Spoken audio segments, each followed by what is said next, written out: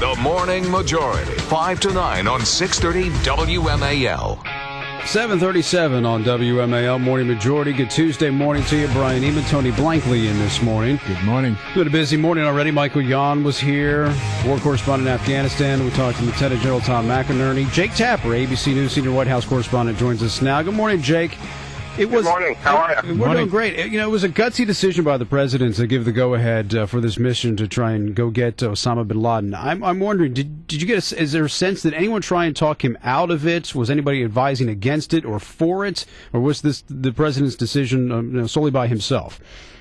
But he certainly had people telling him not to do it. Absolutely. There were concerns that it was risky. Obviously, anytime you engage in a military operation when you're sending U.S. helicopters into another country, there are all sorts of concerns and images of Black Hawk Down in Somalia, and not to mention the failed attempt to rescue the hostages in Iran during the Carter years. Mm-hmm. And then also, look, the intelligence was not 100%. They thought bin Laden was there, but they had not seen him.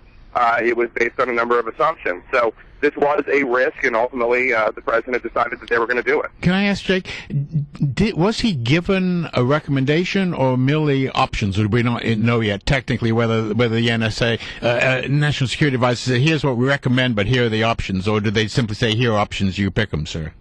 There were two options. They winnowed it down from a number of different options. In March, the president, I think it was March 14th, the president told his national security team that this was no longer going to be an intelligence gathering operation, which is what it had been. It needed to become something operational with recommendations of what to do next. By the end of the month, the president told his team that he was narrowing it down to two options. One, the one that actually was executed. The other one, I don't know what it was, but he took off the table on March 29th.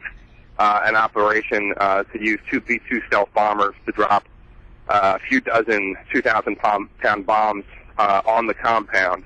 The reason he took that off the table, there were two reasons. One, the concern about collateral damage, of neighbors being killed, innocent people being killed, and then maybe even more importantly, the fear and concern, the legitimate one, that there would be no evidence that bin Laden was there, and they might not even ever know if bin Laden was there if they took that course of action. So the president decided to go with this riskier option, which ultimately worked out. This has obviously been a gloriously successful operation. The only controversy that seems to be kicked up at all is really the burial at sea.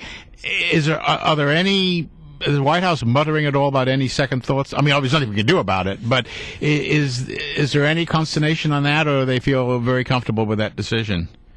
They feel comfortable, at least from what I've been able to discern. I mean, the idea behind it is twofold. First of all, they don't want this to be any more inflammatory than Sure. it is.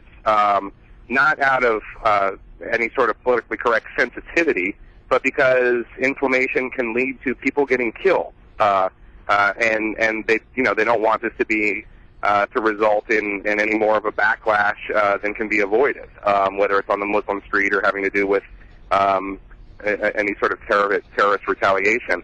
And so the idea was let's bury him according to Islamic procedure so that nobody can ask questions about this. And there's video of this, and I'm not sure when and if we're going to see that video, although I'm told that we will. The White House right now is discussing releasing one of the photographs of bin Laden's corpse today. But back to the subject of the burial at sea. As the idea behind that was just under Islamic law, as I'm sure you know, you have to bury somebody within 24 hours. And once bin Laden's corpse was on the aircraft carrier, they wanted to bury him within 24 hours, and there wasn't anywhere else to do it other than the sea. All right, there's obviously been new reporting every few hours about how the information was gained. ABC News reported that maybe some information came from Khalid Sheikh Mohammed. I know the Post is out this morning saying that Abu Faraj al-Libi, who was picked up by Pakistani special forces in 2005 and then handed over to the CIA, who took him to one of those black site prisons, those famous or infamous prisons where the Bush administration administration used, quote, enhanced interrogation techniques. Is the administration talking at all about that, especially with the fact that the president wanted to close down Guantanamo? I know a lot of people in the Bush administration feel vindicated that enhanced interrogation techniques actually worked and led to finding bin Laden. Yeah, I don't have anything for you on that. I know that the nickname of the Courier was known because of a number of detainees at Guantanamo had given his nickname to U.S. intelligence. In 2007, they got his actual name. In 2009, they figured out the region of Pakistan where this Courier and his brother lived. And then in August of 2010 was when they found the compound. So I don't know. I know that that there are a number of detainees that provided information leading to the tracking and tracing this Courier down. I don't know that there was any one interrogation that was responsible. Jake, in George Herbert Walker Bush, after his triumph in the Persian Gulf, failed to turn that into a domestic initiative when he had all the popularity. Is the White House planning, if I were an advisor to the president, I would recommend that he's obviously going to have increased polling numbers coming out of this, that he pivot and use his higher regard that he'll be held in, at least for a while, to try to go to a sort of cut the Gordian knot on deficit or something, or are they simply going to continue the anticipated schedule on those issues, domestic issues? I haven't seen any. These guys have not been running around holding up their poll numbers as if it's a trophy. I mean, I think everybody's aware of George H.W. Bush. It's funny you bring that up, Tony, because I remember, I'm old enough to remember, and I guess you probably are too, that they had a Saturday Night Live skit where all these Democrats were talking about how they didn't want to run against George H.W. Bush. Do you remember that? I do remember. I was with Newt.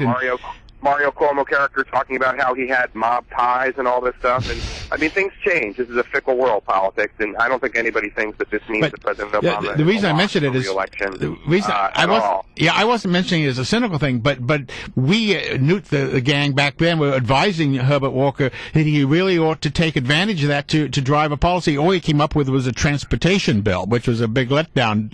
and so the question is now, I mean, we haven't seen any polling, but presumably he'll get a 5 to 10 point bounce out of it, and it'll tend to drift down as these things do. But while he's got the higher esteem, it would make sense to try to push forcefully on whatever domestic issues he cares about most.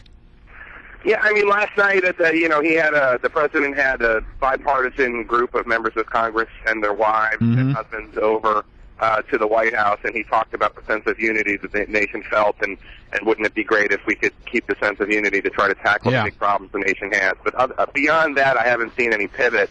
And as you know, I mean, look, this was a singular achievement by the Navy SEALs, the Pentagon, the CIA, and of course, one gives credit to the president as well. But who knows what will happen tomorrow? Who knows what will happen in a year? You know, the economy, terrorism, there are so many things that could happen. Knock on wood that they're only good for this country, but I don't think anybody is expecting that the election of 2012 is over. Oh, no. All right, Jake, great to talk to you. Thanks for coming to the show. We appreciate it.